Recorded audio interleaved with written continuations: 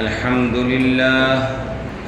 لله نحمده ونستعينه ونستغفره ونؤمن به ونتوكل عليه ونعوذ بالله من شرور أنفسنا ومن سيئات أعمالنا من يهده الله فلا مضل له ومن يضلله فلا هادي له ونشهد أن لا إله إلا الله وحده لا شريك له ونشهد أن محمدًا عبده ورسوله أما بعد أرسله بالحق بشيرا ونذيرا وداعيا إلى الله بإذنه وسراجا منيرا فأعوذ بالله من الشيطان الرجيم بسم الله الرحمن الرحيم من جاء بالحسنة فله عشر أمثالها وقال النبي صلى الله عليه وسلم من صام إيمانا واحتسابا غفر له ما تقدم من الذنب أو كما قال عليه الصلاة والسلام۔ برادران اسلام، بزرگان محترم، امت کے غیور نوجوانوں، ساری تعریفیں اور خوبیاں اس خالق و مالک کے لیے جس نے ہمیں اور آپ کو ایمان کی عظیم الشان نعمت عطا فرمائی، جس نے کل کائنات کو وجود بخشا، 18,000 مخلوقات کو پیدا کیا اور ہر ایک کی رزق کی ذمہ داری کو بھی اپنے ذمے لیا، اور تمام تر حمد و ثنا اور خوبیاں اس اللہ پاک کے لیے جس نے ہمیں آخری امت جناب محمد الرسول اللہ صلی اللہ علیہ وسلم کی امت میں پیدا فرمایا، اور لاکھوں کروڑوں درود و سلام ہو امام الانبیاء خاتم الرسول جناب محمد الرسول اللہ صلی اللہ علیہ وسلم پر، جن کی محنت اور کاوشوں کے صدقے میں آج ہم سب مومن اور مسلمان ہیں۔ رسول پاک صلی اللہ علیہ وسلم نے جب رجب کا چاند آپ نے دیکھا تھا تو دعا فرمائی تھی، اب وہ موقع قریب آ گیا۔ اللہ کے رسول جناب رسول اللہ صلی اللہ علیہ وسلم نے فرمایا تھا کہ اللہ رجب اور شعبان میں برکت عطا فرما اور رمضان تک مجھے پہنچا دیجئے تاکہ رمضان کے روزے ہمیں نصیب ہو جائے، رمضان کا روزہ ہمیں مل جائے، رمضان کا روزہ نصیب ہو جائے۔ رمضان کے روزے مل جانے پر کیا خصوصیت تھی، اس کی کیا عظمت ہے، کیا اہمیت ہے، کیا فضائل ہے، اس پر کتنی نیکیاں ملنے والی ہے کہ اللہ کے رسول صلی اللہ علیہ وسلم اللہ سے دعا فرما رہے ہیں، اللہم بارک لنا فی رجب و شعبان وبلغنا رمضان۔ اس دعا کو اس واقعے سے سنیے۔ حضرت طلحہ رضی اللہ تعالی عنہ، طلحہ بن عبید اللہ رضی اللہ تعالی عنہ نے اس واقعے کو نقل کیا، اور ترمذی شریف میں روایت آئی ہے، اللہ کے رسول جناب رسول اللہ صلی اللہ علیہ وسلم حضرت طلحہ رضی اللہ تعالیٰ نے ایک واقعہ بیان کرتے ہیں، اور راوی روایت کرتے ہیں کہ ہم موجود ہیں، وہ دیکھا کہ حضور پاک صلی اللہ علیہ وسلم کی خدمت میں 2 مسافر آئے، 2 شخص آئے، اور آنے کے بعد آپ صلی اللہ علیہ وسلم کی مجلس میں شریک ہوئے، آپ کے پاس بیٹھے اور اکٹھے دونوں نے ایمان قبول کر لیا۔ اشہد ان لا الہ الا اللہ و اشہد ان محمد رسول اللہ کی گواہی اور شہادت دیا، یعنی اللہ کی توحید کو مان لیا، حضور پاک صلی اللہ علیہ وسلم کی رسالت پر بھی ایمان لیا۔ حضرت طلحہ رضی اللہ عنہ فرماتے ہیں کہ دونوں شخص نے ایمان قبول کیا، ان میں ایک شخص بڑا مجاہد قسم کا، اس نے فوراً کوشش کیا کہ ہم میدان جہاد میں جاتے ہیں، اعلاء کلمت اللہ کے لیے نکل جاتے ہیں، اور وہ نکل پڑا۔ نتیجہ یہ ہوا کہ کہ وہ شہید بھی ہو گئے، اللہ کے راہ میں وہ شہید بھی ہو گیا۔ دوسرا شخص وہ اپنی معمولی زندگی گزار رہا۔ حضرت طلحہ رضی اللہ عنہ فرماتے ہیں کہ میں نے خواب دیکھا، خواب میں وہ دونوں صحابی آئے، دیکھا کہ میں کھڑا ہوں جنت کے دروازے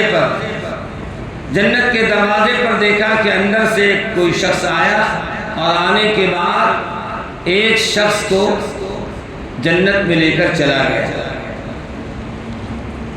اور دیکھتا ہوں کہ اب 1 سال کا زمانہ گزرا ہے، تب پھر وہ دوسرا شخص آیا اور 1 سال کے عرصے کے بعد اب اس دوسرے شخص کو اجازت ہوتی جنت میں جانے کی۔ اور حضرت طلحہ فرماتے ہیں اور مجھ سے کہا کہ تمہارا وقت ابھی نہیں آیا۔ حضرت طلحہ رضی اللہ عنہ حضور پاک صلی اللہ علیہ وسلم کے پاس گئے اور اس خواب کا ماجرا سنایا، پوری تفصیلات سنیں کہ اللہ کے رسول صلی اللہ علیہ وسلم میں نے دیکھا اس شخص کو جس نے ایمان قبول کیا اور میدان جہاد میں اللہ کے دین کے لیے شہید بھی ہو گیا۔ تو شہید کا مرتبہ رتبہ تو بہت اونچا ہے، لیکن اس کے برخلاف میں خواب میں دیکھتا ہوں کہ وہ آدمی جو شہید ہوا ہے وہ جنت میں 1 سال کے بعد داخل ہو رہا ہے، اور وہ شخص جو اپنی فطری موت سے اس کا انتقال ہوا اور 1 سال کے بعد ہوا اس شہید کے بعد، تو دیکھتا ہوں کہ 1 سال کے بعد اس جنت میں تو شہید کو پہلے داخل ہونا تھا، حالانکہ دیکھتا ہوں کہ معمولی آدمی جو 1 سال کے بعد اس کا انتقال ہوا تھا پہلے جنت میں یہ چلا گیا، 1 سال کے بعد اس شہید کا نمبر آیا۔ یہ معاملہ سمجھ میں نہیں آیا۔ اللہ کے رسول صلی اللہ علیہ وسلم نے ارشاد فرمایا کہ اے طلحہ تو نے غور نہیں کیا۔ آپ اللہ کے نبی صلی اللہ علیہ وسلم کچھ سوال کر رہے حضرت طلحہ سے، حضرت طلحہ سے فرما رہے ہیں کیا اس شخص کے مقابلے میں 1 سال عبادت زیادہ نہیں کیا؟ تو حضرت طلحہ نے فرمایا کہ 1 سال عبادت کیا، کیا اس کی 1 سال کی نمازیں اس شخص سے زیادہ نہیں ہوئی؟ اس لیے کہ وہ تو ایمان قبول کیا، چلا گیا میدان جہاد میں، اس کو تو موقع ہی نہیں ملا، لیکن عبادت کرنے کا موقع اس شخص کو 1 سال زیادہ ملا۔ پھر فرمایا کیا اس شخص کو جس کا انتقال 1 سال کے بعد ہوا اس کے مقابلے میں کیا اس شخص نے رمضان کے روزے نہیں رکھا؟ کہ اللہ کے نبی صلی اللہ علیہ وسلم روزے بھی رکھا، رمضان کی عبادات بھی کیا۔ تو اللہ کے رسول صلی اللہ علیہ وسلم فرمایا تو فرق سمجھ لو، ان دونوں کے درمیان زمین و آسمان کا اتنا فرق ہے، اتنا فرق ہو گیا۔ میرے دوست بزرگوں، رمضان کی عبادات کو ہم عام عبادات پر معمول کرتے ہیں اور سمجھتے ہیں، حالانکہ اس واقعے سے صاف کلیئر ہو گیا کہ وہ شخص جو میدان جہاد میں شہید ہو رہا ہے، اللہ کے لیے قربان ہو رہا ہے، لیکن اللہ رب العالمین اس شخص کو جو 1 سال کے بعد انتقال ہوا 1 سال پہلے اس کا جنت میں داخلہ نصیب فرماتے ہیں، اس لیے کہ عبادات کا ذخیرہ اس کے پاس تھا، 1 مہینے کے روزے بھی اس کے پاس تھے، رمضان کی تلاوت بھی اس کے پاس تھی، اور پورے 1 سال کی نمازیں بھی ان کے پاس تھی۔ دوستو اور بزرگوں، اس واقعے سے اندازہ ہوتا ہے کہ رمضان کا روزہ مل جانا یہ بہت بڑے نصیب کی بات ہے۔ اسی لیے تو اللہ کے نبی صلی اللہ علیہ وسلم جو ابھی آپ کو بتایا دعا فرما رہے ہیں وَبَلِّغْنَا رمضان، اے اللہ ہمیں رمضان تک پہنچا دیجئے تاکہ رمضان کے روزے مل جائے، رمضان کی تراویح مل جائے، رمضان کی عبادات مل جائے۔ اللہ کے حبیب جناب رسول اللہ صلی اللہ علیہ وسلم نے فرمایا یہ رمضان کی عبادت ایسی ہے کہ نفل کا ثواب فرض کے برابر۔ اللہ اکبر۔ جو حضرات فرائض میں کوتاہی کرتے ہیں اور فرض نمازوں میں کوتاہی کرتے ہیں اور نماز کو اہتمام سے نہیں پڑھتے ہیں، اس شخص کو تو اور رمضان میں کثرت کے ساتھ نوافل کا اہتمام کرنا چاہیے۔ اس لیے یہ انعامات، یہ نعمت اللہ کے نبی جناب رسول اللہ صلی اللہ علیہ وسلم فرما رہے ہیں، اللہ تعالیٰ نے میری امت کو نصیب فرمایا کہ رمضان میں جو شخص نفل پڑھے گا اس کا ثواب فرض کے برابر دیا جائے گا، اور جو شخص رمضان میں ایک فرض پڑھے گا اس فرض کا ثواب 70 فرضوں کے برابر دیا جائے گا۔ اللہ اکبر کبیرہ۔ قرآن پاک کی تلاوت پر ایک حرف پر 10 نیکی کا وعدہ ہے۔ کتنے نیکی کا وعدہ ہے؟ 10 نیکی کا وعدہ ہے۔ لیکن خوش نصیب ہے وہ مسلمان جس کو رمضان کی تلاوت نصیب ہو جائے۔ فرمایا رمضان میں 10 نیکی نہیں بلکہ 70 نیکی ملنے والی ہے۔ کتنی نیکی ملنے والی ہے؟ 70 نیکیاں ایک حرف پر۔ اللہ اکبر۔ الف لام میم ایک جملہ، الف لام میم ایک جملہ ہے، الف لام میم 3 حرف ہے لیکن جملہ ایک ہے۔ اللہ کے رسول صلی اللہ علیہ وسلم فرماتے ہیں میں یہ نہیں کہتا ہوں کہ الف لام میم ایک حرف ہے، جملہ ایک ہے، لیکن اللہ کے ہاں تمہیں 3 حرف پر 70 نیکیاں دی جائیں گی رمضان میں۔ ایک حرف پر 10 نیکی تو 10 30 نیکیاں ہو گئی، ایک جملے پر 30 نیکیاں مل رہی ہے، اور رمضان میں ایک حرف پر 70 نیکیاں مل رہی ہیں۔ اور اللہ کو قرآن پڑھنا بھی پسند ہے، سننا بھی پسند ہے۔ اللہ کے رسول صلی اللہ علیہ وسلم نے حضرت عبداللہ ابن مسعود رضی اللہ تعالیٰ عنہ سے فرمایا کہ قرآن سناؤ مجھے، تو حضرت عبداللہ ابن مسعود فرماتے ہیں اللہ کے رسول آپ پر قرآن نازل ہوتا ہے، کیا میں آپ کو سناؤں؟ تو اللہ کے نبی کا جملہ سنیے، اللہ کے نبی فرما رہے ہیں اے مسعود قرآن سناؤ اس لیے کہ قرآن سننا مجھے پسند ہے۔ کیا فرمانے آقا صلی اللہ علیہ وسلم؟ قرآن کا سننا مجھے پسند ہے۔ تو آپ بتائیے قرآن کی تلاوت پر بھی نیکی ہے، قرآن کے سننے پر بھی نیکی ہے، 10 نیکیاں پڑھنے پر بھی ہے، 10 نیکیاں سننے پر بھی ہے۔ کہ کتنے خوش نصیب ہے مسلمان جن کو رمضان کی تراویح نصیب ہو جائے، رمضان کی تراویح نصیب ہو جائے، ایک پارے ایک جز یا سوا جز روزانہ تراویح میں سننے کا موقع نصیب ہوگا تو ایک دن کی ایک تراویح پر لاکھوں نہیں ہزاروں کے ہزاروں لاکھوں نیکیاں ہمارے اعمال میں جمع ہو جائیں گے۔ اور رمضان میں معمول بنانا چاہیے، معمول یہ بنانا چاہیے کہ پورے سال تو جیسے تیسے ہم اتنے مصروف رہتے ہیں کہ ہمارے دن کیسے گزر جاتے ہیں معلوم نہیں، ہماری راتیں کیسے گزر جاتی معلوم نہیں۔ کم از کم اللہ کے واسطے، اپنی آخرت کے واسطے 1 مہینہ فارغ ہو جائے، 1 مہینہ فارغ ہو جائے۔ دیکھیے دل جو ہے نا مثل آئینہ ہے، انسان کا جو قلب ہے، دل ہے مثل آئینہ ہے، دودھ کی طرح صاف و شفاف ہے۔ آپ اندازہ کیجئے مثال کے طور پر دودھ ہے، اگر آپ کو گلاس میں رکھنا ہے، جگ میں ڈالنا ہے تو آپ پہلے اس جگ کو پاک کریں گے، صاف کر کے رکھیں گے، یا ایسے میلے کچیلے گلاس اور جگ میں دودھ ڈال دیں گے؟ کیا کریں گے؟ پاک کریں نا بھائی۔ انسان کی ضمیر ہے، اس کا ضمیر کہے گا نہیں اسے پہلے پاک کرو، اس لیے کہ الطہور و شطر الایمان، پاکی آدھا ایمان ہے۔ کیا فرمایا؟ الطہور و شطر الایمان۔ اور آقا صلی اللہ علیہ وسلم فرمایا اشربوا الماء اعینکم، پینے والی چیز کو دیکھ کر پیو، پینے والی چیز کو آپ کسی کے سامنے پانی بڑھائیے تو بیچارہ دیکھے گا اچھا کچھ ہے کیا، ارے رہے نہیں رہے، ہمیں سنت پر عمل کرنا ہے۔ پیارے آقا صلی اللہ علیہ وسلم فرمایا اشربوا الماء اعینکم، پانی دیکھ کر پیو، تو ہمیں دیکھنا ہے، سنت عمل کرنا ہے، اس پہ کچھ رہے نہ رہے۔ میرے اور آپ کے آقا صلی اللہ علیہ وسلم نے اسی لیے تو فرمایا کہ دیکھ کر پیو، ایسا نہ ہو کوئی چیز اس میں گری ہوئی ہو اور تم کو مضر اور نقصان دے۔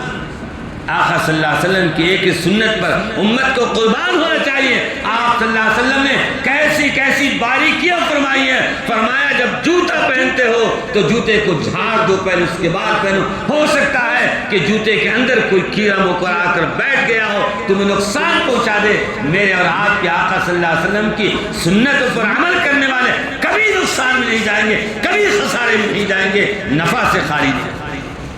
ایک ایک چیز کی آپ نے رہنمائی فرمائی. تو آپ بتائیے دودھ کو اس گلاس میں ڈالیں گے جو پاک صاف ہے. اب رمضان میں اللہ رب العالمین ہزاروں ہزار نیکیاں، ہزاروں ہزار انعامات سے نوازنے والے ہیں. تو ہمارا دل جب صاف ہوگا، جب نہ اس میں وہ چیز آئے گی. اسی لیے فرمایا رمضان سے پہلے پہلے اپنے اس دل کو پاک اور صاف کر لیجیے. کیسے پاک صاف ہوگا؟ اللہ کے رسول جناب رسول اللہ اس موضوع پر گزشتہ جمعہ پورا آدھا گھنٹہ بیان ہوا تھا کہ اس سے پہلے، رمضان سے پہلے ہم پکے سچے دل سے توبہ کر لیں. قل یا عبادی الذین اسرفوا علی انفسہم لا تقنطوا من رحمت اللہ. اے لوگو، اے میرے بندو، تو نے اپنے اوپر ظلم کر لیا، ظلم کر کے، نافرمانی کر کے، معصیت کر کے، نہ جانے کیسے کیسے کرتوت کر کے اپنے اوپر ظلم کر لیا ہے، اپنے اوپر زیادتی کر لیا ہے. تو چلو اللہ کا دربار کھلا ہے، تم توبہ کر لو، سچے اور پکے دل سے توبہ کرو. اللہ تمہاری توبہ کو قبول فرما لے گا اور اس دل کو صاف فرما دے گا. کیا فرما دے گا؟ ان الحسنات یذہبن السیئات. نیکی کرو تمہاری برائی خود بخود دھلتی چلی جائے. میرے دوستو بزرگوں، تو کینہ سے، کپٹ سے، حسد سے اپنے دل کو صاف کر لینا ہے تاکہ رمضان کی ساری خیر، ساری برکتیں، ساری نعمتیں، سارے انعامات اللہ کی طرف سے دیے سارے فیوز و برکات ہمارے زندگیوں میں نصیب ہو جائے، ہمارے قلب میں آ جائے اور اس کا اثر پورے سال، پوری زندگی رہے. تو رمضان سے پہلے پہلے پکے اور سچے دل سے توبہ کرنا ہے، اللہ کے سامنے گر گرانا ہے اور رونا ہے. ایک کام تو یہ کرنا ہے. دوسرا کام یہ کرنا ہے رمضان المبارک میں ترتیب بنائی. جیسے ہم دنیا کے کاموں کے لیے، دنیا کے کسی پروگرام کے لیے ہم اپنا ٹائم سیٹ کرتے ہیں، اپنا وقت سیٹ اپ کرتے ہیں، اسی طرح رمضان المبارک کے لیے اوقات بنائیے، متعین کیجیے.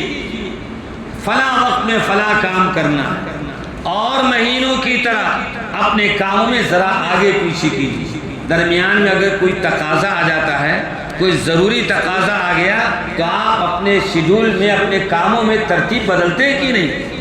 بھائی تو ظاہر سی بات ہے، فطری چیز ہے کہ ہمارا جو معمول ہے صبح سے شام تک کام کاج میں لگے رہنے کا، درمیان میں کوئی ایسی ضروریات پیش آ جاتی ہے تو ہمیں اسے انجام دیتے ہیں کہ نہیں؟ ضرور دیتے ہیں. اسی طرح یہ سمجھیے کہ سال میں ایک بار ہمارے درمیان رمضان آ گیا ہماری آخرت کو بنانے کے لیے. اس لیے سال کے 11 مہینے کے کام کاج کو ایک مہینے کے لیے تھوڑا ترتیب بنانا پڑے.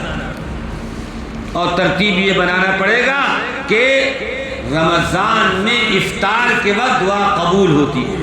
اللہ کے رسول جناب رسول اللہ صلی اللہ علیہ وسلم ارشاد فرمایا کہ افطار کے وقت اہتمام سے دعا مانگو، تمہاری ہر جائز دعا اللہ قبول فرمائے. لیکن ہمارے افطار کی حالت سب کو معلوم ہے نا، اتنا دور بھاگ ہوتا ہے کہ دعا کا موقع نہیں، الا ماشاءاللہ، الا ماشاءاللہ. تو کام کی ترتیب بنانے کے لیے جو گزارش کی جا رہی ہے وہ اسی لیے کی جا رہی ہے کہ کچھ بھی ہو جائے، افطار کے وقت ہم اپنا 15 منٹ فارغ کرنا ہے، وضو بنا کر اپنے بیوی بچوں کے ساتھ افطار پر بیٹھ جانا ہے، یا جہاں پر افطار میسر ہوتا ہے وہاں پر اہتمام سے بیٹھ جانا ہے، اور اہتمام سے اپنے لیے، پورے خاندان والوں کے لیے، اپنے مرحومین کے لیے، اپنے رشتہ داروں کے لیے، اپنے محلے کے لیے اور پوری امت مسلمہ کے لیے اس وقت دعا کرنا ہے. ایک کام تو یہ کرنا ہے. دوسرا کام یہ کرنا ہے 5 وقت نماز ہوتی ہے. اب رمضان آئے گا، مسجد الحمدللہ بھر جائیں گے، ہے نا بھائی؟ کیا عائشہ مسجد بھر جاتی ہے؟ یاسین نگر کی مسجد نہیں بھرتی ہے؟ ہر مسجد کا وہی حال ہے، جدھر آپ چلے جائیں ہر محلے کی چھوٹی بڑی مسجد فل ہو جاتی ہے۔ میں آپ سے ایک سوال کرتا ہوں، جب ہر محلے کی مسجد بڑھ جاتی ہے تو یہ بات تو ذہن سے نکل گئی کہ مصلی حضرات کسی اور محلے سے آتے ہیں، وہاں بھی تو بڑھی ہوئی ہے، یہاں بھی بڑھی ہوئی ہے۔ معلوم یہ ہوا کہ شیطان رمضان میں قید کر دیے جاتے ہیں، شیاطین رمضان میں قید کر دیے جاتے ہیں۔ حدیث میں آتا ہے، اللہ کے نبی جناب رسول اللہ صلی اللہ علیہ وسلم ارشاد فرمایا، شیطانوں کے پاؤں میں بیل ڈال دی جاتی ہے، اور جیسے عام رمضان کے علاوہ مہینوں میں اوقات میں ڈستے ہیں، بھٹکاتے ہیں اور غفلت میں ڈالتے ہیں، ایسے رمضان میں نہیں ڈال سکتے ہیں، اس لیے رمضان میں نمازیوں کا ہجوم آ جاتا ہے۔ اس سے ایک بات پتہ چلتا ہے، جو 5 وقت کے پکے سچے مصلی ہیں، مردود شیطان کا اس پر اثر نہیں ہوتا ہے، پورے سال اثر نہیں ہوتا ہے۔ کیوں؟ الحمدللہ کچھ بھی ہو جائے ان کے دماغ میں ہے، ان کے ذہن میں ہے، نماز پڑھنا ہے، جیسے کھانا ایک ذمہ داری ہے، بچوں کو اسکول پہنچانا ایک ذمہ داری ہے، بیوی بچوں کی پرورش کرنا ایک ذمہ داری ہے، اسی طرح نماز پڑھنا بھی ایک ذمہ داری ہے۔ ہم نے نماز کا درجہ ہی نہیں دیا، نماز کو نماز کی اہمیت ہی نہیں دیا، اسی لیے جب من میں آیا پڑھ لیا، جب دل میں آیا چھوڑ دیا۔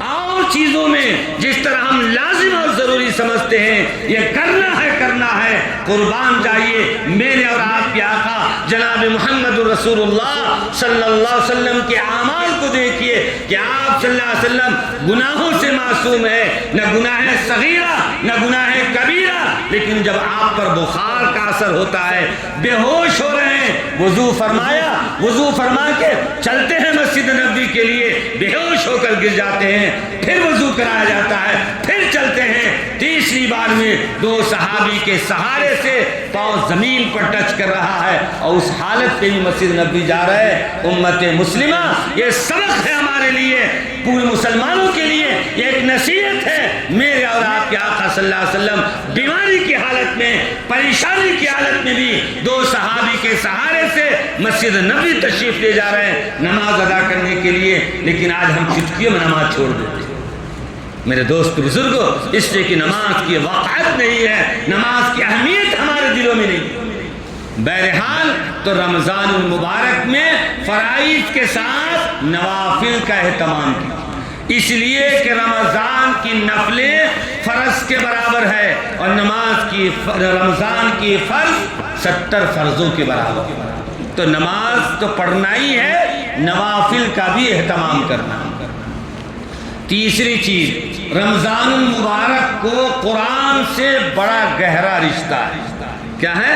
بہت گہرا رشتہ ہے۔ رمضان بولیے تو قرآن یاد آتا ہے، اس لیے کہ اللہ نے فرمایا شہر رمضان الذی انزل فیہ القرآن، رمضان وہ مہینہ ہے جس میں ہم نے اپنا کلام نازل کیا۔ قربان جائیے مسلمان۔ اب آپ کہیں گے کہ آپ کہتے ہیں رمضان، قرآن تو 23 سال میں یاد نازل ہوا، قرآن 20 پر 3 سالوں میں نازل ہوا، اور آپ کہیں رمضان میں نازل ہوا، یہ تو بات سمجھ میں نہیں آ رہی ہے۔ حضور پاک صلی اللہ علیہ وسلم غزوے میں ہیں، حجۃ الوداع میں ہیں، اور آپ کہیں ہیں مہینہ شوال کا ہے، مہینہ ذی الحجہ کا ہے، مہینہ فلاں اور فلاں مہینہ ہے، قرآن نازل ہو رہی ہے، اور آپ حضرت کہہ رہے ہیں قرآن رمضان میں نازل ہوا، تو کیا جواب ہوگا؟ اس کا جواب یہ ہے کہ اللہ نے قرآن میں جو یہ فرمایا شہر رمضان الذی انزل فیہ القرآن، قرآن کو ہم نے رمضان میں نازل کیا، اس کا مطلب یہ ہے اللہ تعالیٰ لوح محفوظ جو عرش اعظم پر ایک تختی ہے جس پر پورا قرآن لکھا ہوا ہے، اس لوح محفوظ سے آسمان دنیا پر اللہ تعالیٰ نے رمضان میں پورا قرآن نازل کیا۔ اور اس کے بعد آگے فرمایا حضور پاک صلی اللہ علیہ وسلم کے سینے مبارک تک سیدنا جبرائیل امین 20 پر 3 سالوں میں قرآن لے کر آئے۔ تو رمضان کو قرآن سے بڑا گہرا رشتہ ہے، بڑا گہرا تعلق ہے۔ ہم سب کو چاہیے کہ رمضان مبارک میں کثرت کے ساتھ قرآن کی تلاوت کا اہتمام کریں۔ سبحان اللہ، مسلمان وہ قوم ہے اللہ نے وہ نعمت عطا فرمایا ہے کہ جو قوم کو ایسی نعمت عطا فرمائی ہے جو کسی کو نصیب نہیں ہوئی ہے۔ رمضان میں جس گلی میں چلے جائیں، جس علاقے میں چلے جائیں، انشاءاللہ ثم انشاءاللہ قرآن کے الفاظ کی اور قرآن کی تلاوت کی آواز سے پوری گلیاں معطر رہتی۔ اس لیے رمضان میں یہ کام کرنا کہ قرآن اہتمام سے تلاوت کرنا۔ اگر دن میں موقع نہیں ملتا ہے تو کم سے کم کاموں سے جب فارغ ہو جاتے ہیں اور گھر میں آتے ہیں تو اپنے بیوی بچوں کو لے کر بیٹھیے، رمضان میں بتا دیجئے یہ روٹین ہے، 1 مہینہ کچھ نہیں کرنا ہے، پڑھنے والے پڑھتے رہیں، 10 منٹ کا وقت نکال کر اگر پڑھنے والے بچے ہیں تو ان کے لیے پڑھنا بھی ضروری ہے، ان کے لیے زیادہ ڈسٹرب نہیں کرنا۔ 10 منٹ کے لیے کوئی وقت ضائع نہیں ہوگا، 10 منٹ 20 منٹ تلاوت کرنا ہے، اللہ سے مانگنا ہے، گڑگڑانا ہے، انشاءاللہ اسی قرآن کی برکت سے تمہیں امتیازی نمبرات سے اللہ پاس کرے۔ تو اپنے بیوی بچوں کو لے کر بیٹھ کر رمضان میں گھر میں بیٹھ کر تھوڑی دیر قرآن پاک کی تلاوت کا اہتمام کیجیے۔ اور 5ویں چیز یہ ہے، رمضان کا ہر لمحہ قیمتی ہے۔ حدیث پاک میں آتا ہے ایک روزے دار جس وقت دعا کرتا ہے انشاءاللہ اللہ اس کی دعا قبول فرماتے ہیں۔ ہم سب کو چاہیے کہ دعا کا بھی اہتمام کیا کرے، دعا کا بھی۔ دعا مخ العبادہ، فرمایا دعا عبادت کا خلاصہ ہے۔ اللہ رب العالمین اپنے اس بندے سے بہت زیادہ خوش ہوتے ہیں جو بندہ اللہ کے سامنے گڑگڑاتا ہے، اللہ کے سامنے مانگتا ہے، روتا ہے۔ اور 6ٹھی چیز یہ ہے، جب سحری کھاتے ہیں تو ذرا پورے سال کا بہت بریانی دوائیں، خورمہ دوائیں، کم از کم 1 مہینہ احترام کر لیجیے۔ کس کا؟ روزے کا۔ ہم روزے کا احترام کریں گے، اللہ ہمارا احترام کرے گا، ہماری آخرت کو بنا دے گا۔ اس لیے سحری میں ہلکا کھانے کی عادت ڈالیں، 1 چپاتی 2 چپاتی، بہت سارے حضرات کو معمول ہے تو کھاتے ہی نہیں، کھجور کھا لیتے۔ کیا کھا لیتے؟ کھجور کھا کر روزہ رکھتے ہیں، اس وجہ سے کہ جب زیادہ ڈوز آپ ڈال لیں گے تو کھٹی کھٹی ڈھیکاریں شروع ہو جائیں گی، پھر روزہ آپ کا مکروہ ہو جائے گا۔ کیا ہو جائے گا؟ اور عبادات میں مزہ بھی نہیں آئے گا۔ اور کہتے ہیں کہ دھوپ بہت تیز ہے، روزہ لمبا ہے۔ ارے روزہ جب بھوک لگے گی اور تپش ہوگی، اندر سے پانی گلاس رکھا ہوا، شربت رکھا ہوا، بیڈ روم میں کوئی نہیں، ہاتھ میں کوئی نہیں ہے، لیکن ایمان والا اس کو بھی دیکھ رہا ہے، جوس رکھا ہے، آئس رکھا ہے، سب کچھ کے باوجود جو ہے رب کا حکم ہے نہیں بھوکا رہنا۔ اللہ کو کتنا رحم آتا ہے اپنے اس بندے پر جو صبح سے شام تک بھوکا رہتا ہے۔ اس لیے روزے کی حالت میں جب سحری کھاتے ہیں تو ہلکا کھانے کا اہتمام کیجئے تاکہ اچھا سے اچھا روزہ ہو۔ اور اگر رات میں زیادہ دیر جاگ لیا اور سحری غائب ہو گئی، جب اذان شروع ہوئی تو آنکھ کھل گئی تو اب کھانا پینا نہیں ہے، اب کیا روزہ رکھیں گے؟ نہیں رکھیں گے۔ جو کاہل قسم کے آدمی ہوتے ہیں، نکمے قسم کے ہوتے ہیں، ارے بھوکا رہ گیا کیسا روزہ رکھیں گے؟ لیکن خدا کی قسم جو اللہ کا جیالہ ہے، نبی کا فدائی ہے، وہ کبھی زندگی میں نہیں روزہ توڑے گا۔ نہیں کھایا تو کیا ہوا، روزہ رکھوں گا۔ یہ اصل ایمان کی شہادت ہے اور ایمان کا درجہ ہے۔ اگر کسی وجہ سے سحری چھوٹ جانے دیجئے، لیکن روزہ کو مت چھوڑو۔ ہاں سحری اللہ کے نبی نے فرمایا کہ سحری ضرور کھایا۔ کیا فرمایا؟ سحری ضرور کھاؤ۔ ایسا ہوتا ہے کبھی کبھی رات میں 2 بجے 1:30 بجے 2 بجے سو رہے ہیں، چلو بھائی اب پھر کون 2 گھنٹہ کے لیے اٹھے گا سحری کھانے کے لیے، چلو 1 چپاتی ڈال کر کے سو جاتے ہیں۔ نہیں، یہ عمل آپ کو قبول نہیں ہوگا، عمل وہی قبول ہوگا۔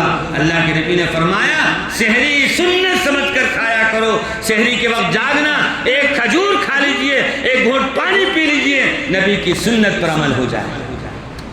اور 7ویں چیز جو آخری چیز وقت ہو گیا ہے، برائے مہربانی روزہ مت چھوڑیے، روزہ مت چھوڑیے۔ نہ جانے ہمارے مسلمانوں میں کیا لت ہے روزہ چھوڑنے کی، 40 سے 50% روزہ نہیں رکھتے۔ کیا ہو گیا؟ کیا 1 مہینہ نہیں کھائے گا دن میں تو مر جائے گا آدمی؟ کیا صحت خراب ہو جائے گی؟ میں شوگر کا پیشنٹ روزہ نہیں رکھ سکتا۔